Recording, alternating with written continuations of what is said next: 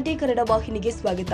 ಅಪ್ಪ ಸಾಹೇಬ್ ಕುಲಕೋಡೆ ಅವರು ಕಾಂಗ್ರೆಸ್ನಲ್ಲಿ ಗುರುತಿಸಿಕೊಂಡವರು. ಬಹು ವರ್ಷಗಳ ಬಳಿಕ ಕಾಂಗ್ರೆಸ್ನವರು ಬಿಡಿಸಿಸಿ ಬ್ಯಾಂಕ್ ಅಧ್ಯಕ್ಷರಾಗಿದ್ದಾರೆ ಎಂದು ಅರಬಾವಿ ಶಾಸಕ ಬಾಲಚಂದ್ರ ಜಾರಕಿಹೊಳಿ ಹೇಳಿದ್ದಾರೆ.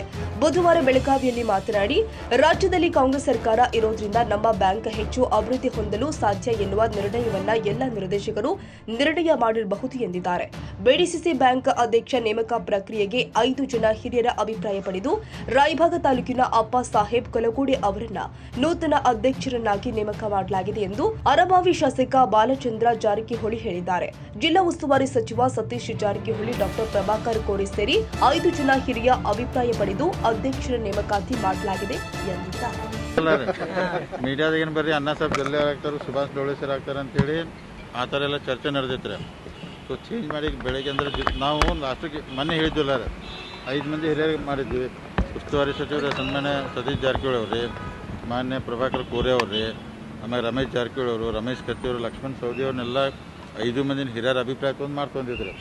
ಅದಕ್ಕೆ ಎಲ್ಲರೂ ಹಿರಿಯರ ಅಭಿಪ್ರಾಯ ತೊಗೊಂಡ್ರಿ ಆ ಪ್ರಕಾರ ನಿರ್ಣಯ ತೊಗೊಂಡೈತ್ರಿ. ಅದಕ್ಕೆ ಸರ್ ಏನು ಸ್ಟ್ರಾಟಜಿ ಸರ್? ಹೊಸ ಹೆಸರು ಮುನ್ನೆಲೆಗೆ ಬಂದು ಹೊಸ ಹೆಸರು ಮುನ್ನೆಲೆ ಬರೋಕ್ಕೆ ಏನು ಕಾರಣ ಅಂದ್ರೆ ಒಂದು ನೋಡ್ರಿ, ಈಗ ಹೆಚ್ಚು ಕಮ್ಮಿ ಮೊದಲಿಂದ ಈ ಬ್ಯಾಂಕ್ ಒಳಗೆ ರೀ ಕೆಲವೊಂದು BJP ಅವ್ರಿಗೆ ಗೆದ್ದು ಬರ್ತಾರೋ, ಕೆಲವೊಂದು ಕಾಂಗ್ರೆಸ್ ಅವ್ರಿಗೆ ಗೆದ್ದು ಬರ್ತಾರೋ, ಕೆಲವೊಂದು ಇಂಡಿಪೆಂಡೆಂಟ್ ಗೆದ್ದು ಬರ್ತಾರೆ. ಹಿಂಗೆಲ್ಲಾರೆ ಅಂದ್ರೆ ಈಗ ರಾಜ್ಯದಲ್ಲಿ ಕಾಂಗ್ರೆಸ್ ಸರ್ಕಾರ ಐತಿರ. ಅಪ್ಪ ಸಾಹೇಬ್ ಕುಲಕೋಡೆ ಅವರು ಅಂದರೆ ಕಾಂಗ್ರೆಸ್ನಿಂದ ಗುರುತಿಸ್ಕೊಂಡವ್ರು. ಅವರು ಈ ಕಾಂಗ್ರೆಸ್ಸಿಂದ ಒಬ್ಬರು ಅಧ್ಯಕ್ಷ ಆದ್ರಿ ಈಗ ಭಾಳ ದಿವಸ ನಂತರ. ಅದಕ್ಕೆ ಮುಂದೆ ಅಂದರೆ ಗೌರ್ಮೆಂಟ್ದಾಗ ನಮಗೆ ಭಾಳ ಕೆಲಸಗಳು ಬರ್ತಾವ್ರೆ, ಎಲ್ಲ ಸಹಕಾರಗಳು ತೊಗೋಬೇಕಾಗ್ತೈತಿ. ಆ ಉದ್ದೇಶವು ಇರ್ಬೋದು. ಉಪಾಧ್ಯಕ್ಷ ಸ್ಥಾನಕ್ಕೆ ಅವ್ರು ಕೊಟ್ಟಿಲ್ಲ. ಈಗ ನಾ ಏನಿಲ್ಲ ರೀ, ಅಣ್ಣ ಸಾಹೇಬ್ ಜೊಲ್ಲೆ ಅವ್ರಿಗೆ ಆಗ್ಬೇಕಂತ ಆಸೆ ಇತ್ತು, ಸುಭಾಷ್ ಡೋಳೇಶ್ವರಿಗೆ ಇತ್ತು, ಅಂಕಲಿಗೆ ಎಲ್ಲರಿಗೂ ಇರ್ತಾರೆ. ಮತ್ತೆ ದೊಡ್ಡಗವ್ರಿಗೆ ರೀ ಸುಭಾಷ್ ಡೋಳೇಶ್ವರ್ ರಾಜೀನಾಮೆ ಕೊಟ್ಟಿಲ್ಲ. ಅಕಸ್ಮಾತ್ ಅವ್ರ ಅಧ್ಯಕ್ಷನ ಆದ್ಮೇಲೆ ಇವತ್ತು ಬೆಳಿಗ್ಗೆ ಕೊಡ್ಬೋದಾಯ್ತು ಅವ್ರ, ಅಥವಾ ಅಧ್ಯಕ್ಷ ಆದ ನಂತರ ಕೊಡ್ಬೋದು ರೀ. ಸೌದಿ ಅವ್ರದ್ದು ಕತ್ತಿ ಅವ್ರದ್ದು ಈಗ ಭಾಳ ವರ್ಷಗಳ ನಂತರ 3 ಜನ ಸೌದಿಯವರು ಒಂದೇ ವೇದಿಕೆಯಲ್ಲಿ ಏನು ಚರ್ಚೆ ಮಾಡಿ ಡಿಸ್ಕಷನ್.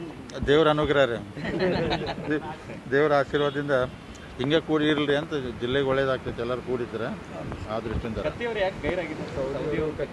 ರಮೇಶ್ ಕತ್ತಿ ಅವರು ಫೋನ್ಯಾಗ ಅವ್ರ ಅಭಿಪ್ರಾಯ ಹೇಳಿದ್ರು. ಅವ್ರು ನೀನು ನಾನೇ ಮಾತಾಡಿದ್ರೆ, ಲಕ್ಷ್ಮಣ್ ಸವದಿ ಅವ್ರು ನೀನು ಇಲ್ಲೇ ಬಂದಿರ್ರಿ, ಎಲ್ಲ ಬೋರ್ಡ್ ಆಫ್ ಡೈರೆಕ್ಟ್ ಕೂತಾಗ ಅವರು ವಿಚಾರ ಅಭಿಪ್ರಾಯ ಹೇಳಿದಾರೆ. ಎಲ್ಲರದು ಅಭಿಪ್ರಾಯ ತೊಗೊಂಡನ ಲಾಸ್ಟಿಗೆ ಏನು ಹೇಳಿದ್ರು ಅಂದ್ರೆ ರೀ, ಲಾಸ್ಟ್ ಡಿಸಿಷನ್ ಉಸ್ತುವಾರಿ ಸಚಿವರು ಬಿಡೋಣ ಅಂತ ಹೇಳಿದ್ದಾರೆ. ಅದಕ್ಕೆ ಅವ್ರು ಡಿಸಿಷನ್ ಕೊಟ್ಟರೆ ಎಲ್ಲರದು ಒಪ್ಪಿಗೆ ಐತಿ. ನಮಗೆ ಮುಂದಿನ ದಿನಮಾನದಾಗ ಬ್ಯಾಂಕ್ ಚಲೋ ನಡೆಸ್ಬೇಕು. ನೀವೇ ಎಲ್ಲ ನೋಡ್ತೀರಿ, ಯಾಕಂದ್ರೆ ಪೇಪರ್ದಾಗೆಲ್ಲ ಆರ್ಟಿಕಲ್ ಬರ್ತಾವೆ. ಅದಕ್ಕೆ ನಾವು ಯಾಕಂದ್ರೆ 9 ತಿಂಗಳ ಅವಧಿ ಐತಿ, ಚಲೋ ಹಂಗೆ ಬ್ಯಾಂಕ್ ನಡೆಸಿ ಮುಂದಿನ ಸೆಪ್ಟೆಂಬರ್ದಾಗ ಇಲೆಕ್ಷನ್ ಬರ್ತಾಯಿದ್ರು, ಮುಂದಿನ ಇದು.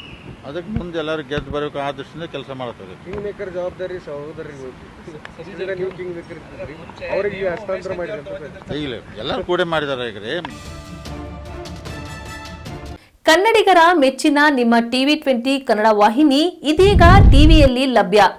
ಕರ್ನಾಟಕ ಮತ್ತು ದೇಶ ವಿದೇಶದ 360 ಡಿಗ್ರಿ ಸುದ್ದಿ ವಿವರವನ್ನ ಪಡೆಯುವುದಕ್ಕೆ TV20 ವಾಹಿನಿಯನ್ನು ಲೈಕ್ ಮಾಡಿ, ವಿಡಿಯೋಗಳನ್ನು ಶೇರ್ ಮಾಡಿ, ಕಮೆಂಟ್ ಮಾಡಿ, ಸಬ್ಸ್ಕ್ರೈಬ್ ಮಾಡಿ.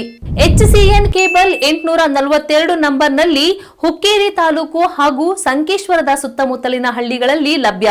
PCN ಕೇಬಲ್ 129 ನಂಬರ್ನಲ್ಲಿ ಹಾರುಗೆರೆ ಸುತ್ತಮುತ್ತಲಿನ ಹಳ್ಳಿಗಳಲ್ಲಿ ಲಭ್ಯ.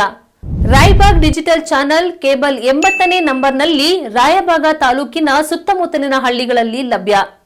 UDCN ಕೇಬಲ್ ನೆಟ್ವರ್ಕ್ ಉಗಾರ ಸುತ್ತಮುತ್ತಲಿನ ಹಳ್ಳಿಗಳಲ್ಲಿ ನಿಮ್ಮ TV20 ಕನ್ನಡ ವಾಹಿನಿಯೂ ಲಭ್ಯ.